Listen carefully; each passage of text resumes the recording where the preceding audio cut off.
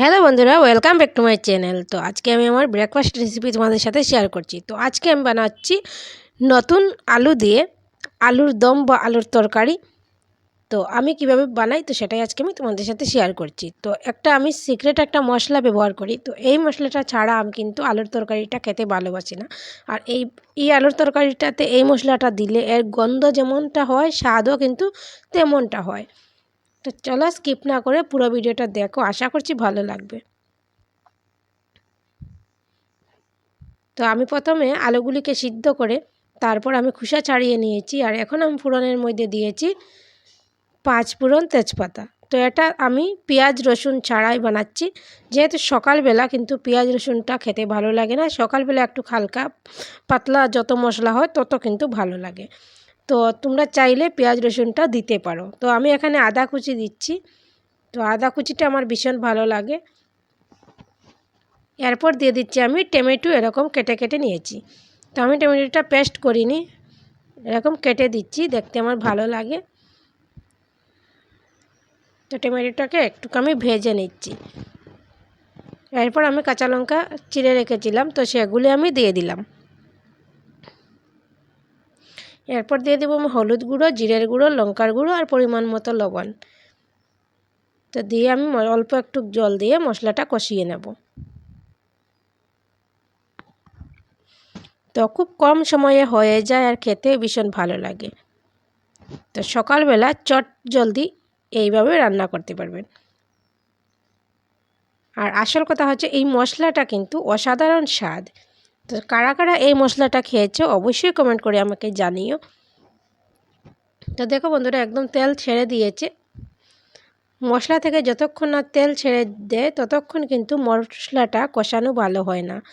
এরপর আমি সিদ্ধ করে রাখা আলুগুলি এরকম একটু চটকে চটকে রেখেছিলাম, তো সেগুলি দিয়েছি। কারণ নতুন আলুগুলি কিন্তু যতই সিদ্ধ হোক না কেন একটু শক্তভাবে থাকে যদি এরকম চটকে না দেওয়া হয়। তো ভালোভাবে মশলার সাথে এটাকে আমি কষিয়ে নিচ্ছি। একটু সময় কষানোর পর আমি পরিমাণ মতো জল দিয়ে দেব।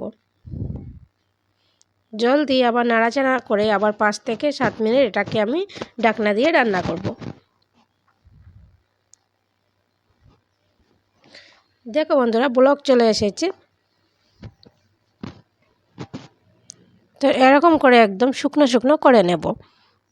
তো রুটির সঙ্গে কিন্তু বেশি ঝুল ঝুল ভালো লাগে না, একটু গ্রেভি গ্রেভি থাকবে, তখনই কিন্তু আলুর তরকারিটা খেতে ভীষণ ভালো লাগে।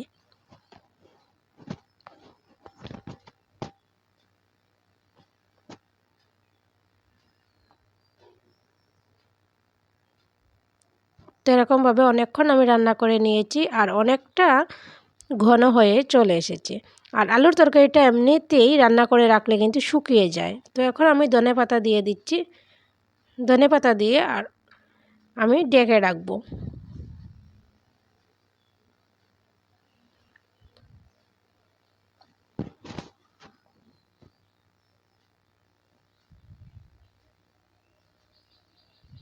দেখো বন্ধুরা, একদম শুকিয়ে গেছে আর দেখতেই পারছো কতটা সুন্দর হয়েছে।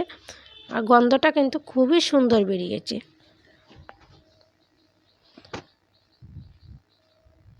তো এখন আমি সেই আলুর আচারি মশলাটা ব্যবহার করব।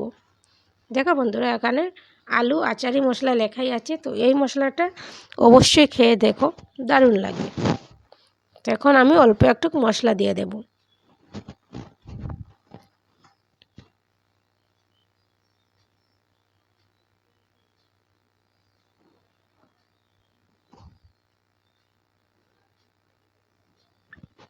মশলাটা দিয়ে ভালোভাবে নেড়েচেড়ে ঢাকনা দিয়ে রাখবো।